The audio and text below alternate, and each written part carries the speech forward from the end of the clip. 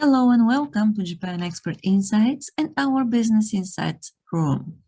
Every Thursday, Tim Sullivan and I, Maya Matsuoka, lead a discussion looking for insights, developments, and new opportunities for the business in Japan. In this podcast, we welcome comments, questions, and opinions. So if you haven't done so yet, join us next time. In the meantime, you can find us at japanexpertinsights.com and our YouTube channel, where we upload all the discussions on Japanese politics, business insights, and the Japan's role in the Indo-Pacific region.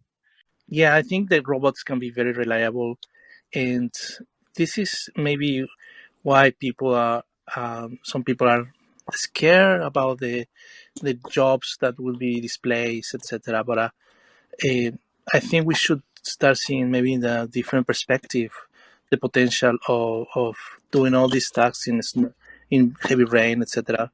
that humans can avoid with the help of robots, for instance. Indeed. Well, let me just introduce you, Jovan, today. So, Jovan Rebolledo, he is a researcher, inventor, and innovator in the fields of artificial intelligence, also technologies, exponential technologies. And he's also a visionary and a creator. So let's start, Jovan. Perfect. Thank you so much. I've been very lucky to be involved in different projects in startups, especially in the Silicon Valley and in other countries from Congo and Mexico to Hong Kong and here in Japan and US.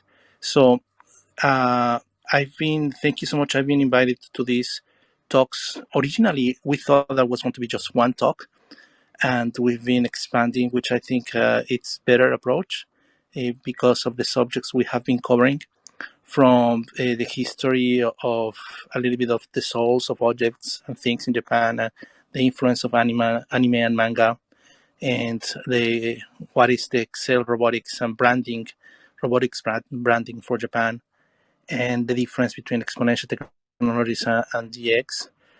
But today, yes, we are going to be talking about the startups in robotics, the Japanese startups in robotics, and the kind of the zoom out, like to see all the context and zoom in a little bit and make comparisons on the way to other startups robotics in the US, for instance. I want just to add something. Tomoko-san was very kind when she promoted me in LinkedIn, saying that I'm one of the top robots researcher. I think I'm doing my best, and I hope one day will be that. But I really love the sentiment. Thank you so much. But just to clarify that, I'm not that the best yet. But I hope someday I'm gonna be one of the best. Uh, Thank you so much for that sentiment. Appreciate so much. So let's start. And so there's a lot of new lexicon in the startup community, like especially talking about unicorn and recently zebras. So there's a lot of excitement when companies get a lot of investment and the valuation jumps a lot. So technically, or it's really not a rule, but it's kind of like socially accepted that a unicorn, it's a company that is valuated in at least $1 billion and US dollars. So, and in contrast, for instance, the zebras is a relatively new concept. The zebras is half of 1 billion, so $500 million. So this, if this company has a valuation of that amount of money, 1 billion for a unicorn or half billion for a zebra, yeah, they have a lot of attention uh, of the community and the investors, etc. So in recent years, there has been a lot of investment in every kind, everywhere. So unicorns have been taking a lot of attention. But I want to zoom out a little bit to see the worldwide context of the unicorns. So based on the data from statista.com, in April 2001, there were 288 unicorns from US, while in China they had 133, and India 32, and UK 27. And interesting, Brazil had 10, and Mexico 6 unicorns. While in Japan there were just 4 unicorns. So it's a little bit like counterintuitive to think about countries in Brazil having 10 unicorns and Mexico having 6, while in Japan there are just 4. And it's something that I haven't heard a good explanation of why. But one of the things of the explanations I try to believe has a lot of certain and correct appreciation is that the markets of the emergent markets like in Latin America, Brazil, and Mexico, and the population and the needs, it's bigger than what is satisfied here in Japan. So here in Japan, we have many companies that do different things, and they're very specialized. While in these countries, in Brazil and Mexico, there's these new companies produce like a leapfrog, capturing a large market. So that's maybe a good explanation of how they tend to have many customers or potential customers by using any kind of technologies, especially exponential technologies. But this is a interesting parenthesis that I really want to make, because the unicorns are not precisely related with the latest technology. For instance, one of the unicorns of Latin America, they are just in reselling used cars. So that's a market that has a lot of need to be satisfied. And there was not a very good way to do this. So they used just websites, a very well-vet website, accessible from mobiles. And they don't use the latest of the latest on deep learning or artificial intelligence. But they satisfy the needs of a big market. And this company became a unicorn. So this, we have to be very clear that a unicorn is not a the meaning of the latest technology or deep tech or DX or exponential technology. It could be, and in my opinion, it should be eventually, because they have the money. So the money should be invested in R&D and should generate new products and services that reflect these new technologies and this producing these new products and services. But it's not always the case in other countries. So let's just zoom out and let's start to be zooming in. Like in Brazil, 10 unicorns, Mexico 6 unicorns, and Japan 4 unicorns. So some other countries like Israel, for instance, has also 4 unicorns. I'm sorry, 11 unicorns. So this talk is not about unicorns, but it's about let's try to understand what is the robotics landscape in Japan, and seen from the startups' point of view. And we will take a look of the questions later on how many unicorns are robotics startups in Japan. Well, how many indeed? How many unicorns in Japan are robotics startups? Let's see this question in the next comments I will do. So the data that I'm taking, I'm going to be talking mostly, it's from a Japanese company called Initial. This is a company that collects data, public data from startups, basically, mostly. But also they have relationship with Crunchbase, which is a very known database of a company who collects data of startups and investments in US. And this data that I'm going to be talking about was taken at the end of August, maybe August 30th. So I really thank Inisha for giving me the opportunity of having this data. And if anyone is interested, I really, really recommend this. It's really easy to see all this data of the startups in Japan.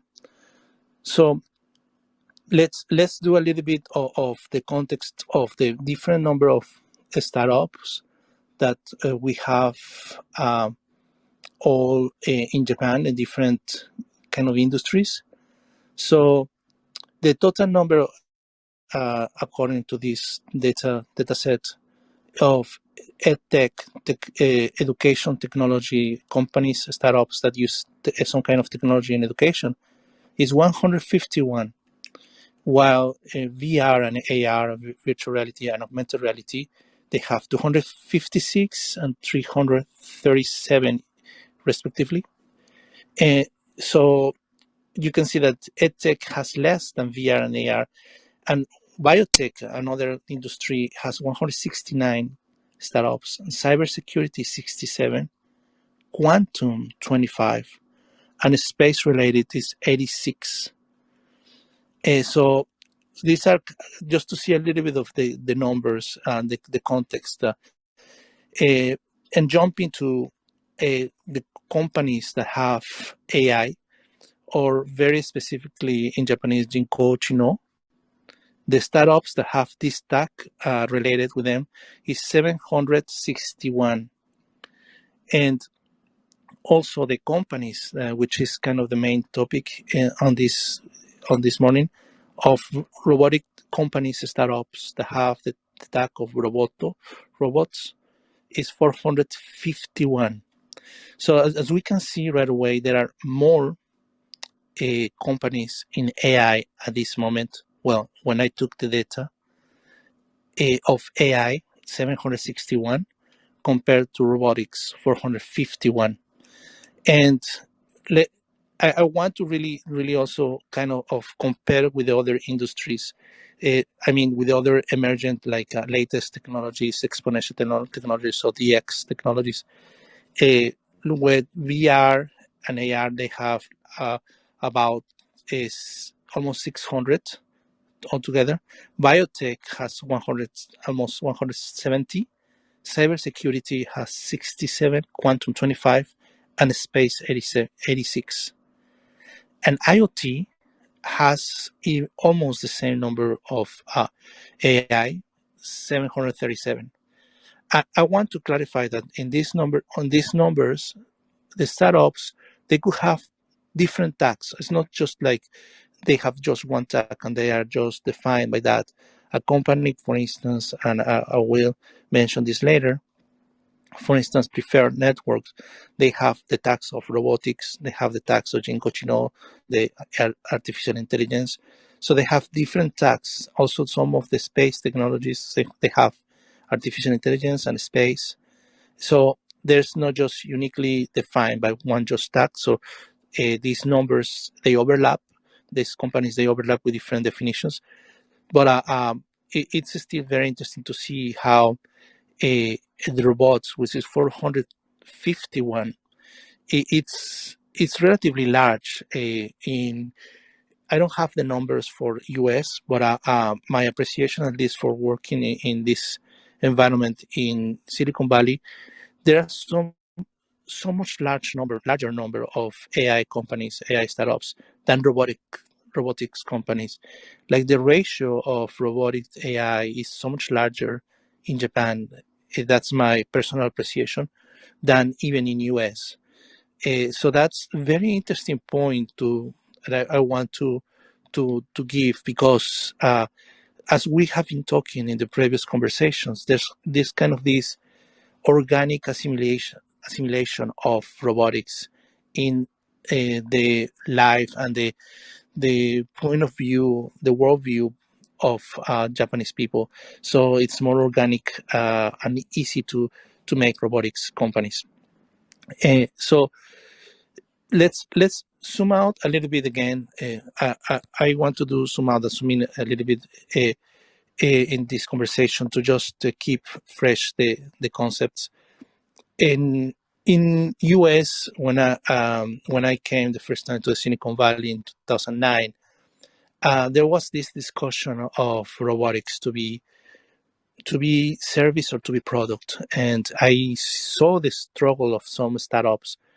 They're trying to define that, and there was like, should we just make a robot and just sell it to the public, and they just buy it, and we just clean our hands and we don't take care of the robot, and it's just like a product at the end. But I saw some startups having this approach of turning a robot as a service. This was 2009, and I remember when I saw that in US. I was coming from Japan, and I saw that in Japan mostly the use of robotics was very related with end usage, like the end user as a product, and the and very famously, for instance, the Sony Aibo. This was a robot that you could buy, and it was yours forever. And this was kind of the business model of robotics. But I was a witness that in America, this was this transformation of the business model from a product to a service in robotics. And I personally think that was a very good evolution in the way of, as a robotics company has a lot of assets and is so much more expensive to make and to run than an AI company. Uh, just obviously from the material things that they are needed for the robots to operate, from sensors, actuators. Obviously, they have a computer related which also uses AI in almost 100% of the cases. The robot uses AI. So the component of AI is embedded into the robotics. But the robots is a lot of material, and this material is costly. It's not free yet. So robots have to be more expensive, and a robotics startup is always more expensive to make and to run. So this transformation from having a product, an end product, to a service was a very interesting move that permitted a new investment in the startups in Silicon Valley. New growing number of startups, robotic startups, starting to appear in San Jose and San Francisco, etc. So this now at this moment, Japan has a different approach. For instance, the Aibo, which in the first decade, from 2000 to 2010, well, until the production ended of the Aibo, it was a product. You just buy the Aibo and it's yours forever. But now the approach is like a service. They rent it to you. So you rent also a personality. You can buy a little bit things like add-ons to the robots, but at the end, it's a service. And this robotics as a service is the way that many robotics uh, needs are satisfied nowadays. So, so coming back to the robotics, well, I want to make a pause. Maybe if there's any question to hear about what we have been talking, any question or comment, I could be happy to hear. Yes, this is really a new thing to me, thinking about robots either as well, end product or a service. But could you please elaborate a little bit more on services which are available at the moment? Yes, absolutely. Yeah. Yes, for instance, I can very quickly relate with one of a good friend. Um, his name is Marco. He has a company in the U.S. His company is renting robots for security initially, but it turned on to measure the number of products on the store. So the robot goes around the store, and it checks the products very quickly. So there's no person that counts how many products, the inventory of certain products. The robot does this automatically.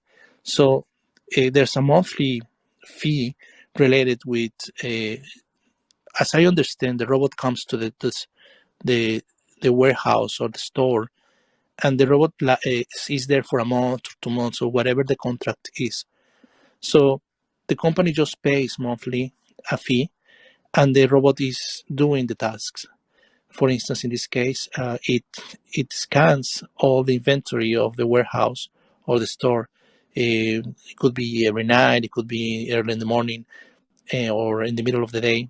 So they have a very almost like real time inventory.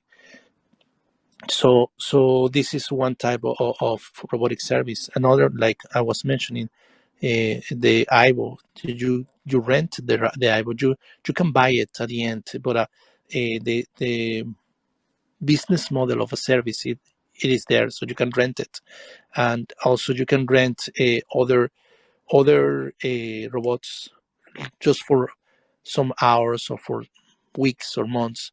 So that's the difference.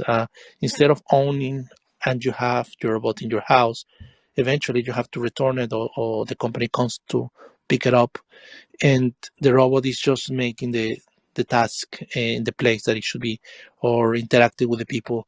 So this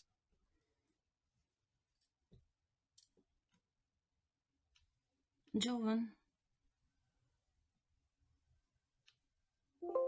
just one big payment just once is the fear among different months, which helps so much in the cash flow of the companies, and that's particularly very important in the startups. So the robots also, if you have economical scales, you produce many robots, you can save a lot of money, even though the materials are expensive. But the more you produce, the better. So the more easy the or cheaper, more affordable the robot is for the customers, is the more clients that you will have at the end.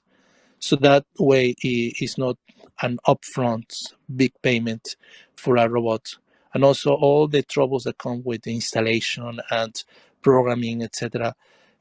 That's a lot of struggle that the end user sometimes hesitates. So as a renting as a robot as a business model, many of these struggle it takes onto the company side, the installation or the programming, etc. And this helps so much, not having a big upfront payment from the customer, from the company, or this struggle of programming or setting up the robot. These struggles is safe, so it's a better approach, I believe, for many companies. And obviously, this robot as a service is case by case. For instance, some telerobotics surgery, it's going to be hard to have as a service. It's better for a hospital to buy the robots and to just run it. And I don't know the state of the business model for the Da Vinci robots, for instance, but I believe it was just a big payment of robots, and they have to pay some kind of maintenance. But business model as a service, the robots, it's more affordable for the customers. I wonder if that makes sense. Yes, thank you for that. Well, and we've got Yuka and Luna, who I guess have questions. So let's go ahead with the questions. Yuka, what question today? Okay, thank you. Thank you, Jovan. You have no idea, how much I look forward to your sessions. You may not be, the top scientist in robotics in Japan, but in my mind, you are the Mr. Go-to person in AI and robotics. Actually, I have two. I hope you don't mind that I view you that way. But anyway, so I have two questions. And one, the unicorns comment, was very interesting. Um, so so you said that in Japan there are fewer unicorns so far in robotics, right? Compared to some of the like less developed economies, if I can use the term. No offense to anybody, but anyway, so is that you, because there are a couple of unicorns. In fact, there are two unicorns yesterday, but they're all in SARS area. So, and I have to think about why, there are, like a less or fewer unicorns in Japan. Maybe like you said, there are less problems to solve. And then I have another question in AI area, if I can, but maybe I'm gonna ask you to address my question one first. Thank you so much, Yuka. Thank you for your comments. I really appreciate, and I really thank you so much. So the question about the unicorns, that's very interesting one. When I, I I just skip mentioning that the data of the number of unicorns, I took it in April 2021, and this unicorn thing is really happening almost weekly. Like a new unicorn is coming. So my apologies if I don't have the latest data.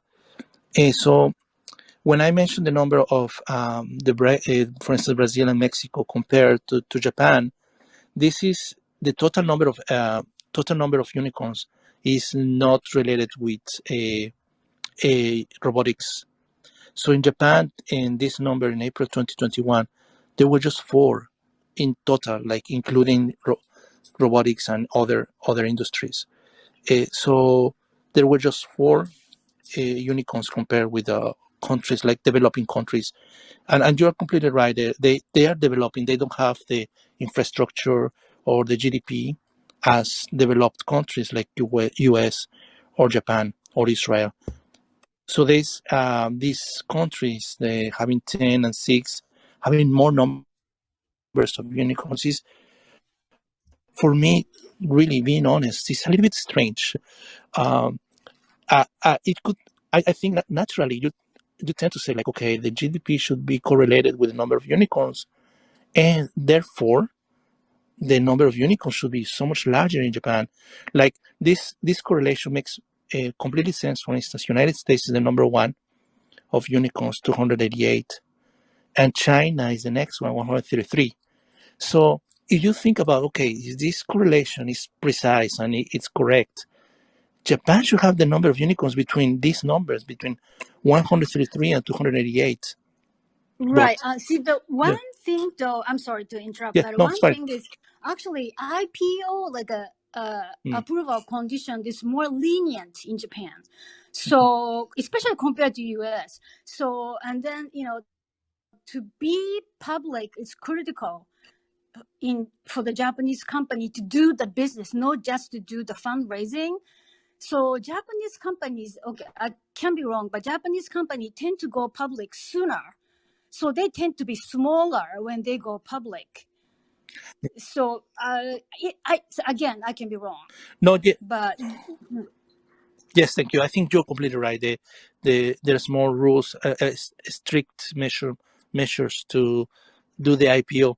One interesting thing about the unicorns is that they are still pre-IPO, and many of them happened at a very big Sequoia or SoftBank. They come okay, and right, invest okay, yeah, mm, a lot of money. Yeah. yes, So they mm. get like 20%, 25% of equity jumping. Like they put, for instance, 300 million, and they get 20%.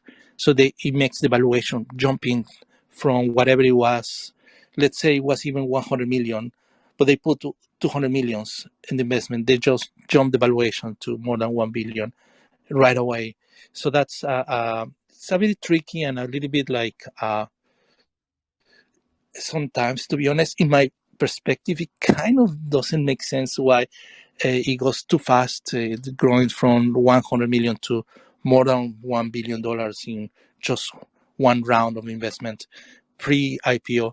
So that has happened more frequently, and that's, I think, what it has happened in the unicorns in Brazil and Mexico. There's private investment, not pre-IPO, that they make the valuation of these startups jumping to be unicorns. And in Japan, there's from these four companies, this is the data again from April 2021. So from these four companies, there's just one company that is robotics company that I will be talking a little bit later. So that's that's strange. In my personal perspective, there should be a correlation with the GDP. And we have SoftBank here, and SoftBank is investing in many places. So I just wonder, why is not the number larger in Japan if we have this association or correlation of the GDP, and you can see it very clearly in the number of unicorns, 288 and 133 for United States and China respectively. But the third one is India with 32.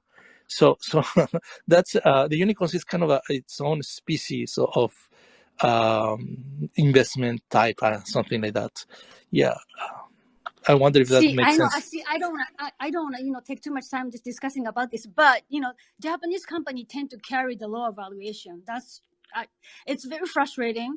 The payday was just bought by PayPal. And then they said the valuation could have been 4 times higher if the payday was the US company. And actually that can relate to my second question, which is on AI. It's really frustrating me when I hear, there seems like that's the global perception. Japanese are not good English speakers. And then, I lived here for a long time and I still, speak with heavy accent. So, hey, but I don't think, our lack of English, the capabilities are not lack of our efforts. By the way, this is not my, the grabbing session. My question is, how can AI can solve those language barrier issues? Like, I just heard, that Zoom is going to be introducing they're calling the conference. Geez, I can't even speak. So the conference system with the this like a simultaneous translation with the 30 languages. Can AI be at that stage which can translate and then make the meetings, go smoothly? Is AI at that stage? That's my second question. Thank you. Thank you, Yuka. And your English is absolutely very nice. I love it. You don't have any. I don't see any problem at all. It's just very nice English.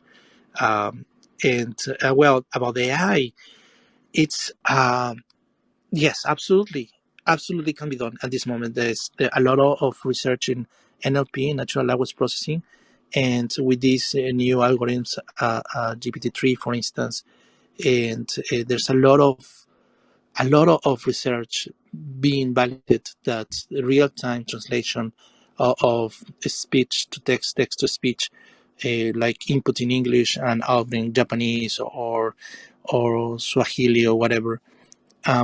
This is now available, and it just needs to have the right database. And I think that Zoom, it has a lot of advantage for saying that they don't say what happens with our conversations when it goes through Zoom.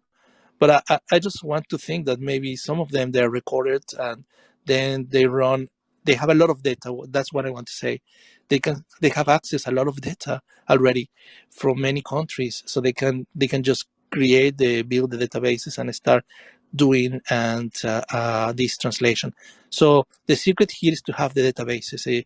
You have enough training data, especially for these old models of natural language processing, NLP, for speech to speech, speech to text, text to speech, and speech to text and text to speech from one language inputting and outputting another language. Yeah, it's completely feasible at this moment, and AI should be doing it. Yeah, and I'm happy. And I didn't know this news about the Zoom, but that's very nice to know that they are attacking this problem.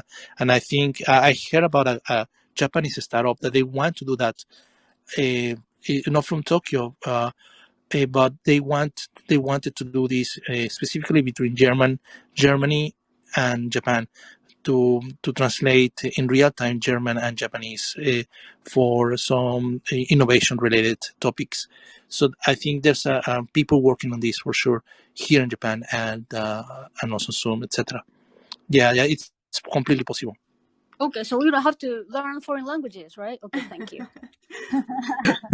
Yeah, yes and no. I think that's my appreciation of languages is when you learn a new language, you open your vision of the world and not just the vision, but also new sentiments and new ways of seeing the reality.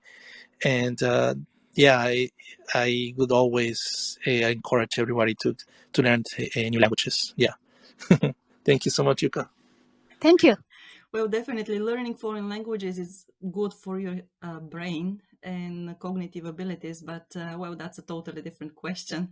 So thank you for that. And I think that Luna left the room. I hope that she returns, and when she returns, we can continue with her questions. So Jovan, let's go ahead with what's Yes. coming up. Thank you so much, Maya. So the we were talking about the number of startups and specifically the number of robotics startups in Japan, which is 451, and the ones that are related with Jinko Chino with the artificial intelligence 761. And I mentioned that in my personal appreciation, this ratio, robotics AI, it's really healthy here in Japan. And what I mean is that it seems to be so much more easily an easy task to create a startup related with robotics and than an AI. And maybe we come again to the problem of possibly maybe with the language. And also, I'm pretty sure that it feels like it's related with this organic assimilation of robotics. So if you are a robotic enthusiast here in Japan, it would be so much easier to start a robotics company than an AI company, obviously. But by statistics, possibly people who love robots, they don't have to do a lot of AI. So robotics, this ratio, I want just to emphasize, the ratio is very, very nice. We don't have this ratio. I don't have the data that I can validate this, but my personal appreciation is that even compared to US, the ratio of robotics AI is very nice, very, very good. So looking inside the Dinko Chino startups, the 761, I just look around the ones who have the deep learning tag, which deep learning is one of the many techniques of machine learning and artificial intelligence that is very specific. So from these 761, the subset, the group that has deep learning is 160, which is so interesting because deep learning is relatively new. So the companies that are using just specifically deep learning, it's high. It's 160 of these 760. So also I did this. Uh, I tried to see how many self-driving cars and drone companies from these robots like universe of startups. We have 451 companies related with robotics, and inside this, the drone companies is 144, and that's very interesting to see because I have noticed a lot of enthusiasm in drones here in Japan. There's even a funding just for drones companies, and there's also a lot of drones competitions from NHK, from the Japanese government, to international ones. So the drones are really having a lot of presence in this robotics superset of startups companies. So it's 144 from 451. But in contrast, if we see the self-driving cars startups companies, it's just 6 companies. So this is I believe compared to US is very, very low. low ratio, and we saw the recent news that, where was it, in Nagoya, I don't know, Yokohama, the self-driving car taxis are coming, and there's this new. There are very few new companies related directly with self-driving cars. So is that a problem? Absolutely not. It's not a problem. It's just like Japan should be catching up faster in self-driving cars, I believe, that uh, compared to other countries like US, for instance. And also, these self-driving cars, that's my personal appreciation. It's not just robotics; it's a lot heavy AI. So this comes again with a maybe you pointed out very something that I have been finding out, that many people struggle with AI because also the being not being very familiar. That's maybe what I want to say with English. It's like people don't have to speak English, but what I have seen in my experience is like the more familiar you are with English, the faster you become to program and to start doing things in AI. So that's also my personal appreciation of this correlation of language and AI that I find very interesting. And in Japan, as we mentioned before, there's a little bit of a struggle on this language acquisition in English, and not everybody uh, speaks English, and that's maybe one reason why AI is not that very strong, like compared with the number of papers, for instance, in conferences, or the number of patents. AI is not as strong as US in comparison. Like if we take the appropriate ratios, Japan is lacking a little bit of the number of papers. So, but even though there's a very healthy number of AI companies, and the self-driving cars, they need a lot of AI in it. So looking just at the best valuated companies, and what I said, best valuated companies and robotics companies, it's just taking the last 10 years, like a startup that was started in the last 10 years, and also has a very high valuation. So I just look and I made a little bit of a math, very basic statistics. So just finding the only unicorn that is in Japan related with robotics is Preferred Networks. So they develop practical, as they say in the website, practical applications of deep learning and other cutting edge technologies in order to solve problems. So that's the Preferred Networks. It's a very advanced company that uses a lot of AI, a lot of deep learning, a lot of robotics, and this has a valuation of more than $1 billion. And in the time that I took this data, it was the only just one company, robotic company, that is an unicorn. So, but we have other companies that are very interesting. If we see as a very new startup and a high valuation, for instance, Groove X, this create a very cute robot. It's a small, many colors robot that is a companion, and they eat dogs. So this is a very well valuated company, about $116 million, and they are producing. And I don't know exactly their business model, if they are as a product or as a service. Maybe it's a hybrid, but they are doing very well. Another company is Free, which as I understand is a website where you can do accounting, and it has AI incorporated in it. Uh, in in their definition, they say that they are a robotics company. I just happen maybe they are just now taking new products or new services with robotics.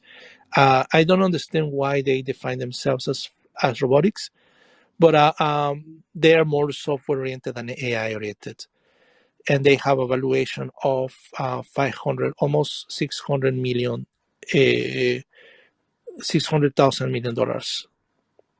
Um, so then iSpace is a space company that expands the living sphere of humankind of the space and aims for a sustainable world in order for humankind to live in space. So they have a lot of space technologies, and the valuation is almost 700 million dollars. And the another one is SkyDrive. So this very is drone is a drone company. It's a drone flying car, a cargo drone engineering company, and they are applying this drone technology for humans transportation and cargo transportation. And another company that's also I'm mentioning the top seven, the top six companies that they define themselves as robotics. The other company is Seven Dreamers Laboratories, which this is very interesting. They use, as I understand, a space technology, technology that was made for space, and they adapted to other products that are different, that are not space related at all. So they have these uh, snoring and apnea devices, and also they have custom-made golf shaft using measurement systems and design technologies that utilize space technology, space satellite development technology. The last one that I want to talk is Unifa, using the latest technology to solve problems in childcare sites and promote the active participation of women in creating a new social infrastructure that creates happiness for families around the world.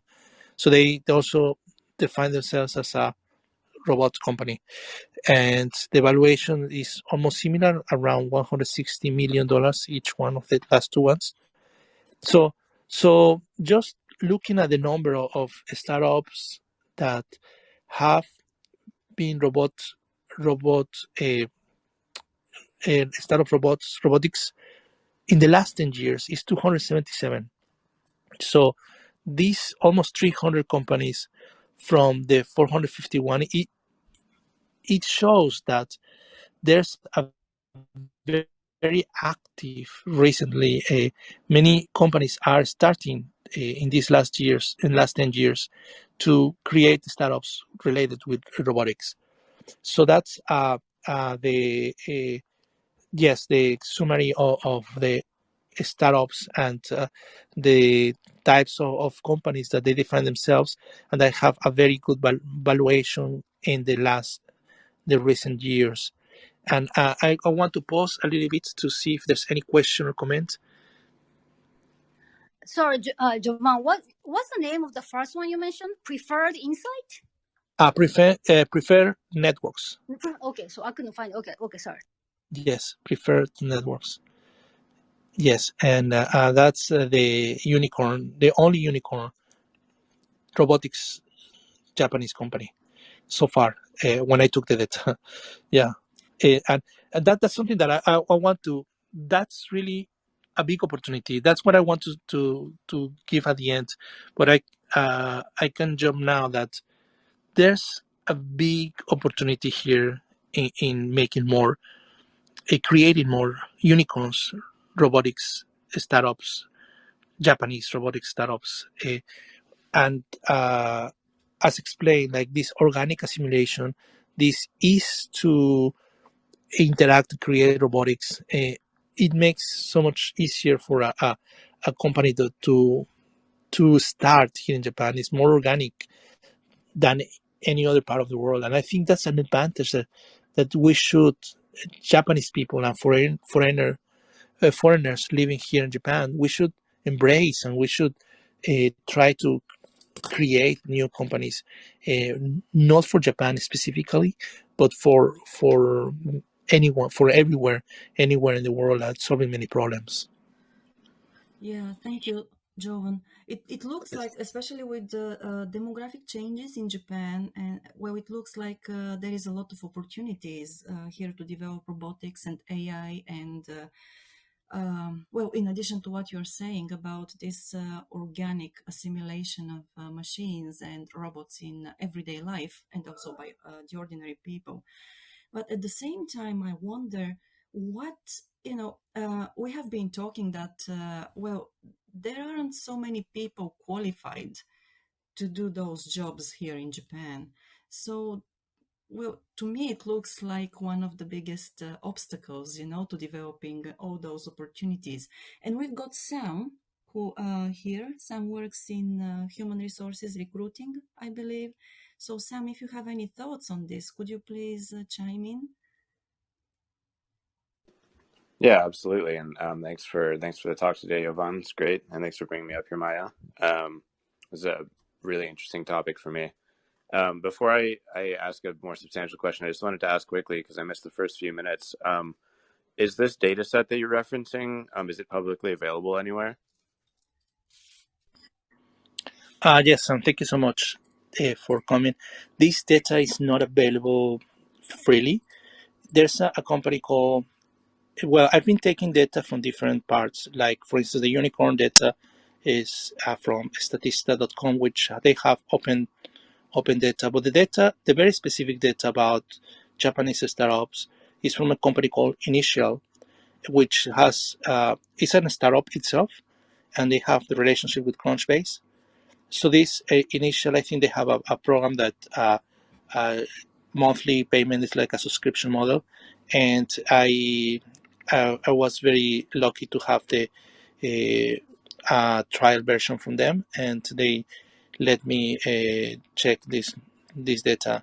And I'm writing a paper, like a white paper of more findings and more specific correlations of the data that I'm going to be writing, hopefully in the near future. So it will be available as the analysis from my point of view of some of the data that I had the chance to take from Initial.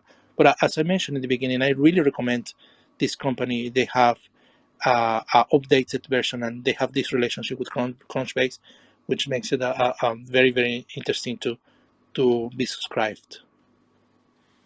Okay, great. Well, thank you, and thanks for sharing the data that you had access to. I appreciate that. It's really interesting stuff.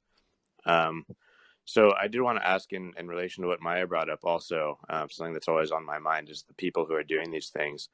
And so, from your perspective as being in the industry, there's a lot of skills involved in robotics, right? Because there's so many parts, like you're talking about the AI and all the sensors and the actuators, and then of course there's, somebody has to figure out like a business model, right? So I'm just curious, where do you see, what is the demand, for these robotics companies? What kind of people are they trying to hire, and kind of like what, in terms of talent pipelines, like where are these people coming from? Are these people like former Yokogawa employees or something who worked on industrial robots, or are they just like, KO graduates with a degree in, something related to mechatronics or something? Or I'm curious kind of what's in demand, and how do you see that demand kind of getting filled here? Yes, thank you, Sam. That's a very interesting company. Well, there are one point that I want to comment very quickly before answering the question. For starting a company, the person usually doesn't have to have the skills. And I have seen it again and again, not just in US, but also here in Japan. A very big space company. I happen to know the CEO from several years ago, and he was not precisely that technical person at all, but he has this passion and this dream that somehow it was contagious. It was, people were inspired when they talked to him, and they were seeing his dream. So I believe that that's the most important thing. When you find something that you really want to do, you don't have to be that technical at all. if you have the way to transmit the message and just be very positive and very enthusiastic and make the other people follow you, I think that's the best thing for starting even a robotics company, even here in Japan. And I have seen it. And just to jump to the your question, what I have seen is many companies they hire when they, for instance, this person who started a company. I'm not talking about my friend, but I'm talking in general. A person who starts a company and they require talent, they go directly to the places they know they are.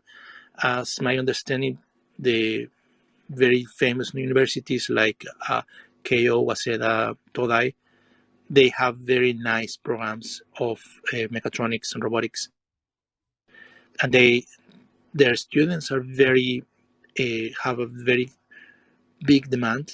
Like the many companies really want to hire them. Something very interesting that I have seen that, and this is also my personal appreciation. People related with artificial intelligence, and this happens a lot in Silicon Valley. They jumped from company to company, from Facebook to Google to other one, and they stay very very few. They are very good AI, but they like jumping, and I found that's very very funny from a point of view to happen in Silicon Valley. But then I noticed that it is happening also here in Tokyo. Many of the AI people they jump from one place to another. But in robotics, what I have seen, that's also my personal appreciation. What I have seen, robotics people they don't jump as AI people, and that's something that it makes me wonder, like why. I, it it seems like robotics people who do robotics are more they just want to stay in one place. Maybe it's because of the projects, the life cycle of the projects. The robotics projects take longer and the AI projects take shorter. So if you finish, for instance, in 1 year, 3 or 4 projects in AI, or even 10 projects in AI, while in the robotics you haven't even finished one in 1 year, it makes you maybe more, I don't want to say loyal, but it's more, not even stable, it's more like committed in the long term with the company. So that's something very interesting, that the talent related with robotics is more committed in the long term than the AI people. That's something that even in developing countries like India and Mexico happens exactly the same in the US. The AI people, they jump from one company to another company. And as I mentioned, maybe it's because of the life cycle of the things that they have to develop. The AI is so much quicker and robotics takes more longer. But basically, the answer, yeah, would be here, at least in Japan, the named companies, the named, universities like Keio, Waseda, Todai, the founders and the CEOs, they look into these graduated people, especially the masters and PhD, and many of the talent comes from there. Yeah, I'm imagining these organizations kind of look like there's like a founder who kind of has an idea for what the business is going to be like, and then they're kind of hiring just a lot of young engineers to just build out like a big R&D team to kind of make it happen. Does that kind of reflect the reality? Yes, in many cases. There are a few cases that they push forward their project of PhD, and they say, okay, I want to push this forward. But that's kind of the exception, and that's something that is related with the previous topic of deep tech, which is very like laboratory based technology that has a lot of research and has a lot of investment, and they just invest in this. So the deep tech, these kind of cases in robotics is not as often as, for instance, in biology or quantum, but in robotics, is what it happens is more dynamic in the way that it could be that a PhD graduated has a very nice new actuator or a new robotics function, or something that they want to make a company of it, and they pursue that and they follow that. But in some cases, I don't know the percentage. I would say 50% just on top of my mind. But many CEOs or many founders of robotic companies, they don't precisely come from trained in master's or PhD degrees in mechatronics. And that's very much the case in many drones companies here in Japan. Like the founders and the CEOs are not exactly mechatronics or very technical people. So yeah, that's happens a lot, I think. Interesting. Yeah, thanks for sharing. If I may just ask one last thing, sorry to hog the stage, but are you finding that these companies internally, are they, largely Japanese? Is there a large kind of foreign person contingent, either in the kind of founder or the engineering side? I'm always interested in what the demographic breakdowns of the different kind of startup scenes are here. I believe this is case by case. I just see that the CEO, the culture of the company depends so much of the founders and the CEO. So the culture of the company, they have a lot of assimilation or not of foreigner workers. But at the same time, the culture is one thing, but also the need of the company. They supply. How can I say? I don't want to say supply, but the demand and the of talent is a little bit of a scarcity, and I have seen that how big named universities here in Japan, the graduates are very many companies they want them, and they have very good offers, so they can choose. So that's the supply is limited. The number of graduated students is very limited. So I think there's a little bit of shortage on talent. So that's where the need comes, and the foreigners should be the gap to fill the gap that this is happening now. So talented foreigner people should be coming, and they are coming. And I have seen here in Japan in robotics companies, they need people who are very talented. They just put it like they contract the foreigner. And even though the culture is not initially very aligned, but I think that the need makes the company adapt. And I think that's a very good thing to happen. And it's happening. It has to happen. And I think it will be happen. And that's what I was saying before. Like we Japanese people and foreigners, I think we are a very good opportunity here in Japan for embracing the robotics and creating new companies and new startups based on robotics that satisfies and solve problems, not just here in Japan but all around the world. And there are new mechanisms that are appearing for funding that this doesn't require right away to have a lot of funding from Japanese investors. There are new mechanisms to be invested in US, for instance. So I think we are in the starting, I would say, a new era, and this is a very great opportunity for anyone interested in starting up, maybe a possible unicorn, to start a new company in Japan, a robotics company, even as a foreigner or as obviously as a Japanese. Well, Yeah, Interesting. Thank you so much, Jovan. there's gonna be other, hopefully more than one future conversation about robotics, Japanese robotics, and it's going to be related with teleoperating robotics and space robotics and the future of Japanese robotics. Thank you for coming and staying with us today. We will be on air next week on Thursday at 8 a.m. Japan time again, so join us. Until then, you can find us at japanexpertinsights.com and our YouTube channel, where we upload all the conversations on Japanese politics, business insights, and the role of Japan in the Indo-Pacific region. If you want to stay informed about our upcoming events, you can follow us on Clubhouse, LinkedIn, Twitter, and Facebook. Again, we're looking forward to your joining us next week. Until then, stay well and make the best of the day. See you.